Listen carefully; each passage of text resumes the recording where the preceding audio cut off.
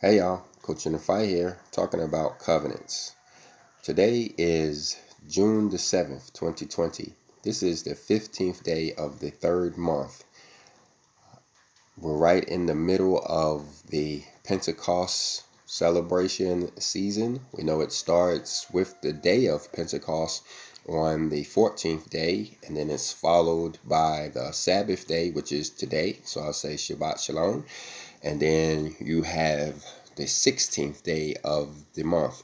And that's why we wanted to do this class on the covenant, because of the 16th day of the month that is coming up. That would be June the 8th.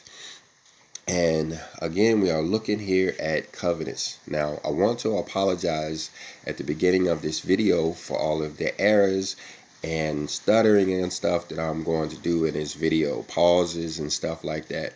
Normally, I have the opportunity to edit all of that stuff out. But today it's a cloudy day here on the old homestead. It's raining outside. We don't have any solar power to power the old laptop. So I'm having to use this cell phone in order to record. And I may have that ability one day, but right now I'm not going to try to deal with editing. And so I'm just going to try to do it all in one shot and then go ahead and upload it. This is some really important information that you'll find out about the covenant here. And I think it's very timely information. So I'm just going to try to go ahead and get it up the best way I know how, best way I can. All right. So let's jump right in it. We're over here at Google. We get a lot of information from Google, but you guys know Google. But anyway, when it comes to these charts here, these charts by Clarence Larkin, we can find a lot of his charts from his book, Dispensational Truth. You may have to know what to look for, but all right, well, we'll save that for another day. In this one, we're just looking for Clarence Larkin's chart he did on covenants, and that's what we see here. So let's blow it up and let's look at the covenants that he's talking about in here. We'll start here at the beginning and briefly run down through till we get to the last covenants, and then we'll come back up and we're going to break these down and show you why this day is particularly important when it comes to the covenants, and we'll even discuss the importance of the covenants a little bit as well. All right.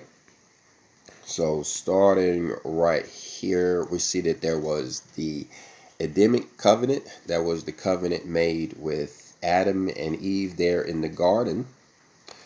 And then right after that covenant, you can see, well, that's going over here. You can see Clarence Larkin's book. One of the good things that he did in his book was he gave us the verses that we can look at. So if you want to look at the Adamic covenant, you can look at Genesis chapter 3, verses 14 through 19. Now, you notice how that covenant extends, all the way across until we get to the renovation. That's when the earth goes up into flames. That is about 1,000 years from now. It's after the millennial age, after the 1,000-year reign. So you pretty much know that covenant goes to the end of the earth. End of the earth as we know it. We'll go on to a higher mansion at that time. The next covenant, and we're going to come back to some of these. We may not touch on all of them, but because there's some that we find this more important than others when it comes to this day, the 15th and 16th day of the third month. But the next one on the list is the covenant given to Noah there after the flood. Not sure what I'm doing there. Like I said, guys, normally I'd be able to edit that little boo-boo out, but we're going to leave it in there. The Noahic covenant, I think it's pronounced. You can see it in Genesis chapter 9, verses 1 through 27. The sign of that covenant was the rainbow in the sky. I guess you'd see that in Genesis chapter 9, verses 13. We're going to come back and we're going to touch on this one because there's some very important nuggets of information that we're going to pull out of that particular covenant by way of the book called Jubilees, and we're going to find out how and when that covenant was given in the third month. It's going to be important stuff. But we can see it also extends until the end of the earth. It'll be around for a while. And then the next covenant is the covenant given to Abraham. The Abrahamic covenant, and you can see the verses, all the verses there that talks about the Abrahamic covenant. It's in Genesis chapter 12, 1 through 3. It's in Genesis chapter 13, chapter 15, chapter 17, chapter 22. You hear all about this covenant given to Abraham. And we're going to touch on that one a little bit as well, as far as the timing of when he got that covenant. Spoiler alert, these covenants were really all given in the middle of the third month around the time of Pentecost. But we're going to look at the exact day. And that's really what's important here. And we see that covenant extends even past the destruction of the earth. Even after the whole earth goes up in the flames, that covenant goes even past that to where we get a new heaven and a new earth. So that's really important to know that covenant will be with us even after the earth is gone, because we will live forever. Eternity means eternity. The earth is not promised to be here forever, but our spirit beings is promised to be here forever. So we have to understand that even after the earth is gone, we'll still have an existence, and so we'll still have responsibilities toward our Father, and that kind of thing. So just hoping to get an idea of, some people may be surprised. Well, why are we going to be under a covenant after the earth is gone up in the flames? It's because our spirit goes on and lives forever. Okay, now after that covenant given to Abraham over there, I guess the main verses for that one was Genesis chapter 12, verses 1 through 4. Maybe when he's given to him. The next covenant that we could talk about is the covenant given to Moses. Now, this is an extremely important covenant. We're going to talk about the timing of this covenant. But you see right there how it says Exodus chapter 20. That covenant really extends all the way to the end of chapter 23. It's actually 4 chapters: Exodus chapter 20, 21, 22, and 23. And I may not talk about it later on, so let me go ahead and bring this out, how important this covenant is, because this is actually the covenant that we're in now. This is the covenant that we're in now. And I would advise you to go ahead and read that covenant, mainly because I believe that you will be surprised as to what you see in that covenant. I know that there are a lot of ministers and ministries out there that talk against the Mosaic instructions, the instructions that were given to Moses back in those days, and but I would advise that you read them for yourself before you take anybody else's word for it and say, that information is antiquated and we don't need that. Jump over and read chapter 20, 21, 22, and 23 from the book of Exodus. It actually ends at verse 7, I believe, in chapter 24 of the book of Exodus. And I do suggest that you read it. Listening to it is fine. That's good. But the benefit of actually reading it is that you can slow down and maybe even pause when you get to a point in a verse or something that you really need to think about. You can actually think about it and process what it is that you're hearing. And what I would suggest that you do while you're reading that, I highly suggest that you read it. But as you're reading it, look for any reason why you would think that we should not be trying our best to keep that covenant. As you're reading it, you're going, does any of this not make sense? Does any of this seem like it's something that we should not be doing? Does any of this seem like something that we should be avoiding? Try to read it looking for a reason why it should be discounted or removed or considered antiquated or marginalized or something like that. Because what I believe you're going to find is there's no reason to discount it. What you're going to find is that, yes, absolutely, we should be doing everything that's in that. There's nothing in there that, says that we shouldn't be doing anything. There's nothing about dietary laws in there. There's nothing about sacrificing in there. It's really all about how we treat the Father, how we treat ourselves, how we treat the earth, and how we treat each other. That's what you're going to find in that covenant. That's, again, it's Exodus chapter 20, 21, 22, and 23, and the first 7 verses of chapter 24. Go in and read that. Right after you finish watching this video, pick up your Bible and go in and read that. Again, this is the Sabbath day. That's a good thing to be doing on the Sabbath day. But let's go on. We're going to come back around to that covenant here in a second. We're going to touch on it a little bit more. But before then, we're going to briefly talk on the Davidic covenant.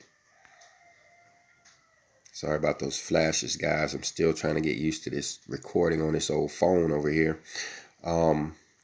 This is covenant number 6. You can read about it in 2 Samuel chapter 7, verses 4 through 17. Even though it's in 2 Samuel and he's talking to David there, what you're going to find is that he's talking about the Messiah. He's basically telling David how there's going to be a Messiah that's going to come and it's going to establish a kingdom. David was, of course, the first king, and then he was telling David about the last king, who is the Messiah there. And so that's what that covenant is about. And we see that it begins with the Messiah. Let's see what that says. It says it actually begins with the birth of the Messiah, and it extends all the way until after the earth is gone too. This extends all the way out into the new heavens and the new earth as well. So that's an important covenant that will always be with us. Now, coming back around to this Mosaic covenant, I probably should have touched on it first. I probably shouldn't have split, because you notice right here where it's calling this right here is saying that it's covenant number 7, and it's calling it the Palestinian covenant. Now, don't get put off by that name, Palestinian covenant. All of that means is that when the children of Israel were in Palestine is when they were expected to make this covenant. But I would call this the end times covenant, or the tribulation covenant, because what it is doing, you can see it in Deuteronomy chapter 30, verse 1 through 10. What it is doing is pointing us back to the Mosaic covenant. Right? You've probably heard people say how the Mosaic covenant was broken by the children of Israel, how they did not keep that covenant. Let's see what it says right here. Zoom in a little bit. And you can see right here how it's saying, while Israel is scattered, this covenant is not in force. This is talking about the church age, the age of grace, this period that we're in now. Nobody's really, as a whole, 7.5 billion people on this planet. And there's not many people that's trying to actually keep that Mosaic covenant. There's a lot of us that are actually trying our best to keep that covenant, but there's only a few of us. But that's because we're in the age of grace. Thing is that this Palestinian covenant, what it does, if once we understand, how it is that this covenant was in place and what its purpose was, then we will go in and we will actually renew this covenant, meaning we'll want to get back in this covenant. So I guess to put it simply, once you read Exodus chapter 20 through 23, you're going to find that that's an excellent set of instructions there. That's a beautiful covenant. Um, that's something we should really be trying to, focus and build our life around. And so what you'll want to do is you'll want to say, Father, I want to be in this covenant, because it does, talk about the covenant angel and how the covenant angel will provide protections for you during the tribulation, before the tribulation. It'll help you get you through the tribulation, and it'll, even before the tribulation, it'll just generally, help you, in your lives and stuff like that. And it talks about some other benefits to being in that covenant. And so you'll really want to be back in it. And so the way you get back in that covenant is through what you read there in Deuteronomy chapter 30. I don't want to call it the Palestinian covenant. I'm going to call it the tribulation covenant, because we have the opportunity to get back in that covenant. All right. Then the next one on the list is the new covenant. Now, this one we hear a lot about nowadays. It's the new covenant. This one is, you can read about it over there in Jeremiah chapter, looks like 34, verses 31 through 37. You can also read about it in Hebrews chapter 6. But in Hebrews chapter 6, 7 through 13, it's pretty much just Jeremiah. It's just he's quoting Jeremiah. He's basically repeating what you found over there in Jeremiah. So you might as well go back to get the source. I'm sorry, guys. I'm fumbling around with this thing right here. All right. So we're gonna come back around, and we're gonna come back to this new covenant, because we want to talk a little bit on what it is and what it means. So we'll swing back around to it. But notice when it starts. It's covenant number 8. But notice how it starts after the second coming of Christ. This covenant starts after the second coming. There's a lot of confusion in the world right now, because there's a lot of teachers out there that are teaching the misunderstanding that we are already in the new covenant. We're already in the new covenant. But, as we get into this, the new covenant is the covenant that is to be. Well, let's jump over there right quick. Hold on. Let's see. Well, I believe we can jump right over there. I had it pulled up. Let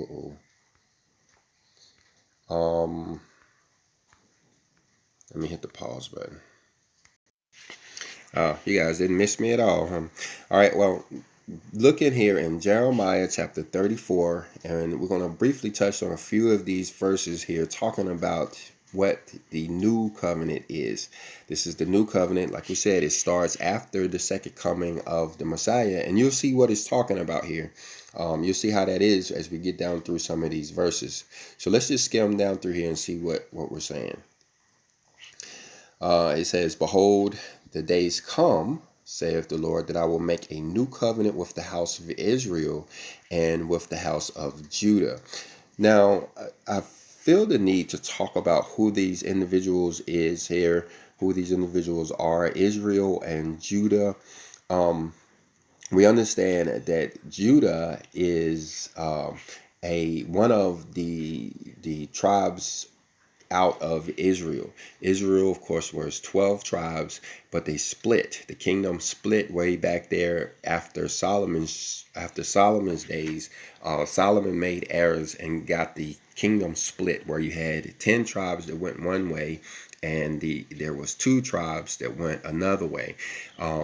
Judah was the head of the 2 tribes, but it was Judah that basically kept the seed of the Messiah, and it was Judah in which the Messiah was born. But the whole thing is Israel. The big picture is Israel. But like we talked about before, there are 3 Israels in this world. There are the bloodline Israel, there is the nation of Israel, and then there is what you call spiritual Israel. Spiritual Israel, it doesn't matter what nationality or race you are. It doesn't matter where you live. What matters is do you keep the covenant? Do you obey the instructions given by Moses? Is the Bible your best friend? Do you listen and obey to what the scripture says? Or are you waiting for the day when the Messiah takes the reins on the earth? That's pretty much spiritual Israel. And that's who we are over here at Hermes Academy. We are what you consider spiritual Israel. Let's go on down here. Let me pick out some highlights of these verses to talk about.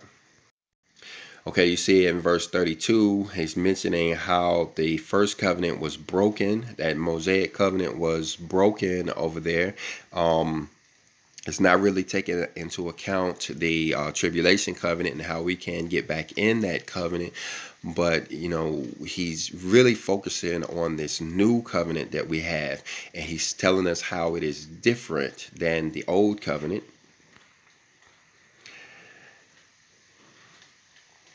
You see right here in verse 33, he's saying after those days. Anytime you hear the scripture say after those days, it's pretty much talking about the tribulation time, the end times. After those days is always usually pointing to the end times. But you see right here, he says, but this shall be the covenant that I will make with the house of Israel after those days, saith the Lord. I will put my law in their inward parts and write it in their hearts, and will be their God, and they shall be my people. Now, this is an important thing about the new covenant, is how it is actually written on our inward parts. Just to give you a brief history so you can get an understanding of what's going on here.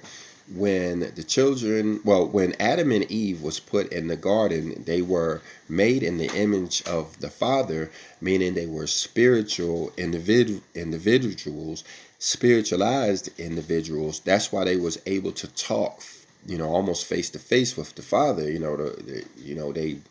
They could commune with him anytime they wanted. They had this spiritual relationship with him, and this lasted. He kicked them out of the garden, but he didn't take their spirituality from them, and they were able still to live with this connection with the Most High, even up until the days of Jacob and Israel. That's why people like Abraham were keeping the commandments, where people like Noah was keeping the commandments, and people like Moses, well, not Moses, but that's why, all of those guys, even before the Mosaic laws came out, they were able to understand and keep the commandments. It's because the laws were written on their heart. And what that means is that their conscience was telling them the difference between right and wrong. We all have a conscience now. The thing is, it's kind of calcified. If you know anything about the third eye, it's kind of in a place where we can't really hear it. It's not really dominant in our life. We can push our consciences around anytime we want to. If we find ourselves in a position where we are tempted to do the wrong thing, and our conscience tries to stop us from doing it, we can basically ignore our conscience and go ahead and do that thing. Well, that wasn't really the case back there when those guys, Abraham, Isaac, and Jacob, and Noah, those guys had a strong conscience that, was pretty much dominant in their life. The thing is when they went into Egypt, when the children of Israel went into Egypt, they started, embracing the Egyptian culture. And when they did so, they kind of lost focus. When the thing about sin is it shuts down your conscience. That's what they mean by sin separates you from the Father. It puts a distance between you and the Father. Is because it does something to your conscience. It affects your conscience to where you can't hear it anymore. And if you can't hear your conscience, you can't hear the Father. That's where the Father talks to us, is through our conscience. And so I don't want to talk about this too much. I really want to talk about timing in this video. But I did want to point out that about the new covenant. Let's see if there's anything else in here before we get back on topic. I guess the last verse we'll talk about in here is verse 34. You see how it says, and they shall teach no more every man his neighbor and every man his brother, saying, know the Lord.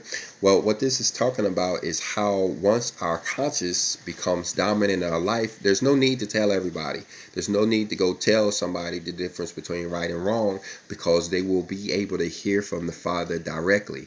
And that's what it means by the laws will be written on our heart. That's what it means by the new covenant. Everybody's going to know the Father for themselves. All right. But that's the new covenant. All right. Let's jump back over here and let's look at the purpose of this video. Okay. Now, again, we are talking about covenants. And like we said, we are on the 15th day of the month, going into the 16th day of the third month. Now, you say, well, why is that important to covenants? Well, let me show you something over here in the book of Jubilees. Here we are in the book of Jubilees. I can get back up to the top here. We're in chapter 6 of the book of Jubilees. And what we're looking at is kind of the summary, I guess you will, of what we'll find here in the book of Jubilees. If you're not familiar with the book of Jubilees, they call it Little Genesis. It's also a book written by Moses. They call it Little Genesis because it basically covers the same story as Genesis, and it does add more detail to Genesis, and we'll see here in a minute. We'll see some of the extra detail that is added in this book.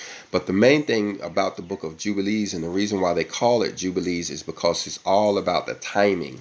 You know, Jubilees mean 50 years, and so it kind of broke down the story of Genesis down into 50-year segments. And so that's how we know, when Moses lived, when the Exodus was, and all of that stuff is mainly because of the book of Jubilees.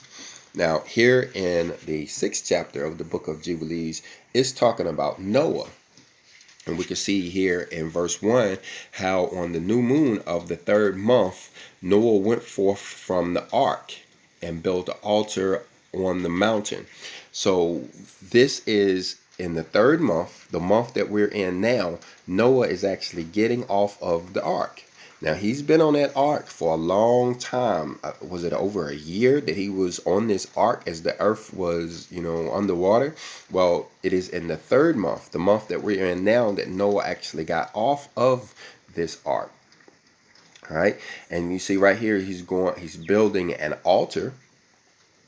Okay. And then you see right there in verse 2 how he's going to make an offering for the atonement for all of the life that's been destroyed there on the earth. But let's jump down here to some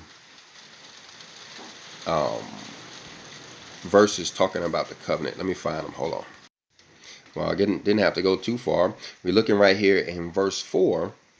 You see right here is how Noah made a covenant with the Father, how the Father made a covenant with Noah. Now, the thing about it, we're in the third month, and we all know about the covenant made with Noah. That's that covenant where he got the rainbow and was told that the earth wouldn't be flooded anymore. But the thing about it, this covenant was made in the third month. This covenant was made in the third month. All right. Let's go down and see what else is in here. I might not push the pause button anymore. I'm afraid I'm going to push the stop button. And I don't know how to piece the two videos together, so I'll have to start over. So let's just scroll down here and see what we see.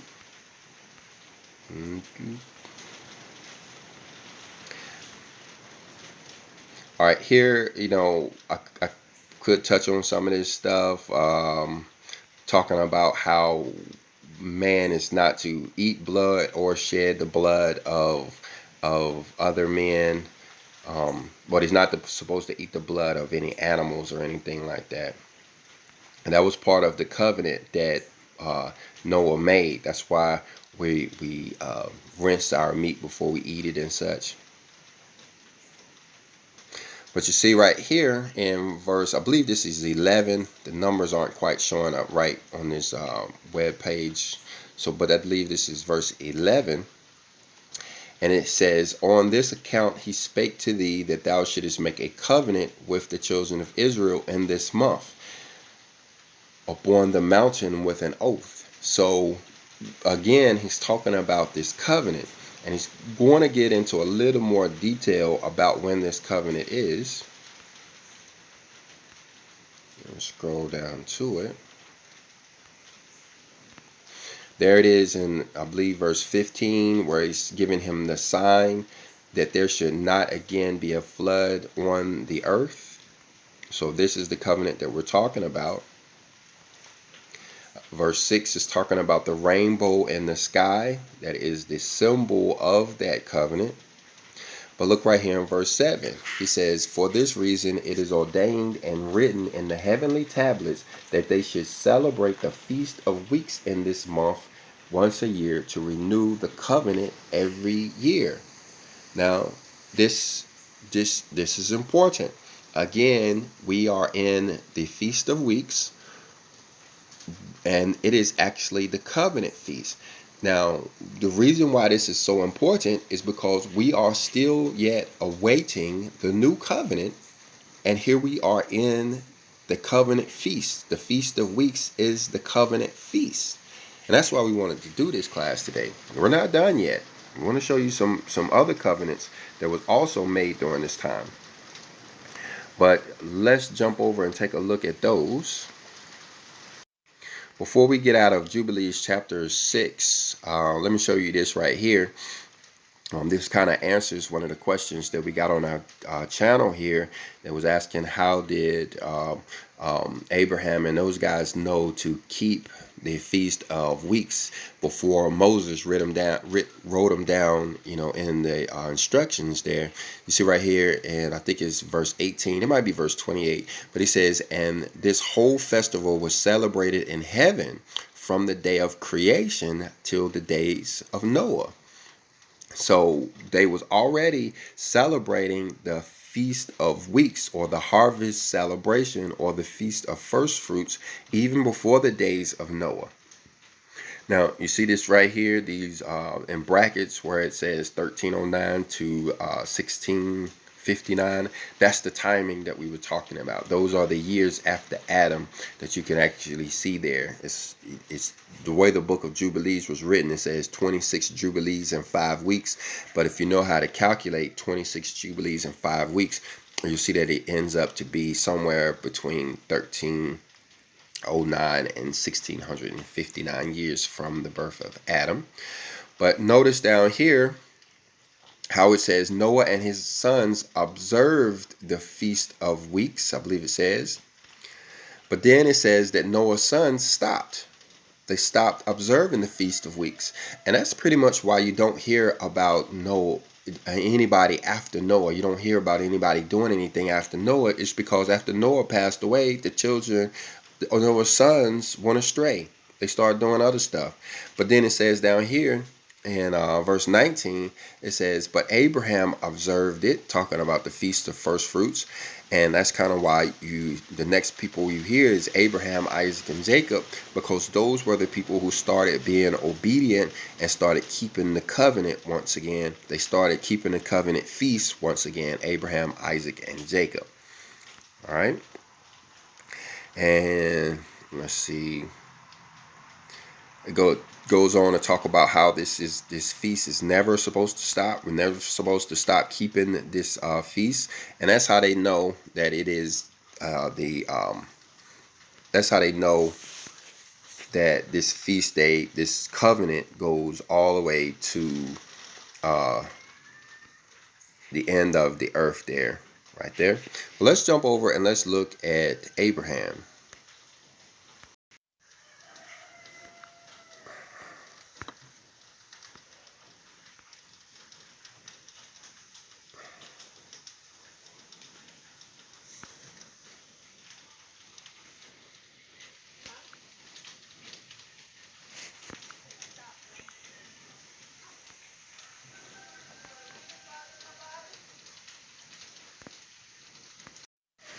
Well, didn't know I was recording. Anyway, like I said, guys, y'all forgive me for these mistakes. But I did want to show you over here where we are getting this information from. This book of Jubilees. You can find it at pseudepigrapha.com/Jubilees. And you can see all of the different chapters that they offer you. We're going to go to chapter 15. And we're going to talk about how Abraham celebrated the Feast of First Fruits. Not sure what Google's trying to do down there to me. And what we're going to find is that Abraham also kept the Feast of First Fruits, but we're going to find out that he got a covenant as well.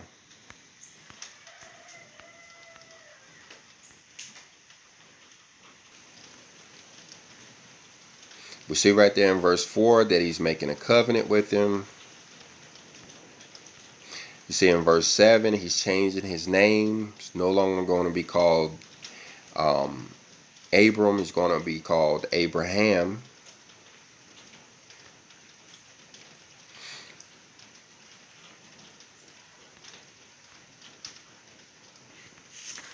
He's given the circumcision covenant. Right there, you see in verse 11, he's talking about circumcising.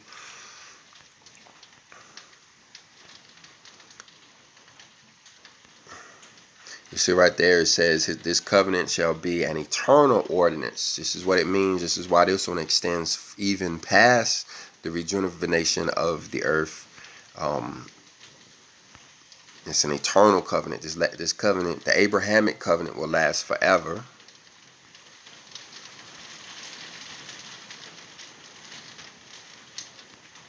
It's an everlasting covenant. We see there, and I think it's verse 19.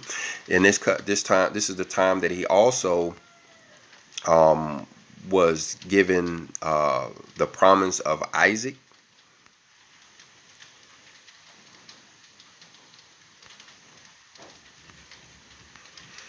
I'm looking for when it tells us the date that this all occurred.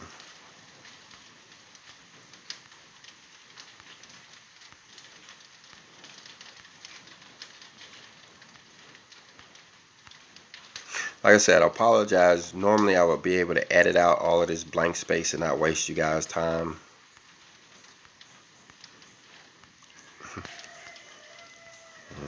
Let me push the pause button. Okay, it doesn't really tell us the exact day. He says it just talks about how he celebrated the Feast of First Fruits in the middle of the month. I thought it was going to tell us the exact day, but to find out but what we do find out is that just like Noah, Abraham is getting a covenant in the Feast of First Fruits, which is in the middle of the month. Let's jump back over here if we can and look at our handy dandy little chart here. So we have the Adamic covenant. We don't know when that was given. I don't know. It doesn't tell me what time of the month. We can only assume that it was during the Feast of First Fruits, because the Noahic covenant, Noah's covenant, was given during First Fruits. Abraham's covenant was given during First Fruits. And you say, was Moses' covenant given during First Fruits? Well, for that, let's jump back over to Jubilees and take a look.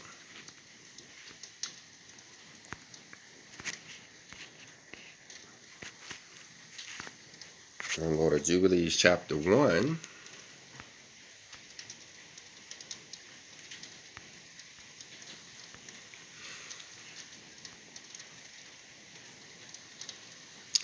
We can see right here in Jubilees chapter 1 that yes, the Mosaic covenant was given in the third month. The Mosaic covenant was given in the third month.